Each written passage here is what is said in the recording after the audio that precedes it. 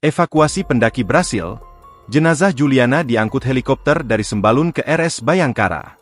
Operasi pencarian dan pertolongan terhadap Juliana alias JDSP, warga negara Brazil yang sebelumnya dilaporkan jatuh di Gunung Rinjani, berakhir dengan kabar duka.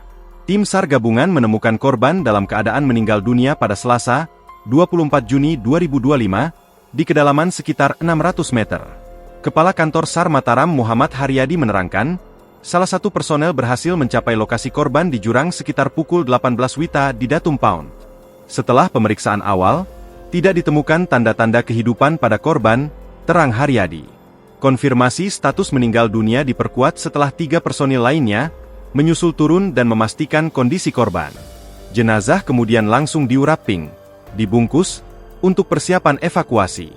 Menyusul temuan ini, tim SAR yang berada di Last Known Position, LKP, atau lokasi terakhir korban terlihat, segera menyiapkan sistem evakuasi, tambahnya.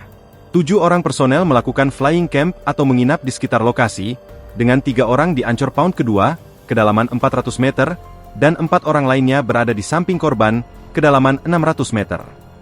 Keputusan untuk menunda evakuasi dikarenakan kondisi cuaca yang tidak memungkinkan dan visibilitas yang sangat terbatas. Proses evakuasi dilanjutkan pagi hari ini, Rabu, 25 Juni 2025, di mana jenazah rencananya akan diangkat, lifting, terlebih dahulu ke atas, LKP. Kemudian dievakuasi dengan ditandu menyusuri rute pendakian menuju Posko Sembalun, ucap Kepala Kantor SAR Mataram saat ditemui di Sembalun. Selanjutnya, dari Posko Sembalun, jenazah akan dievakuasi menggunakan helikopter menuju RS Bayangkara Polda NTB untuk penanganan lebih lanjut. Seluruh tim berharap proses evakuasi yang akan dilaksanakan pagi ini dapat berjalan lancar dan aman sesuai rencana. Download Tribun X sekarang, menghadirkan lokal menjadi Indonesia.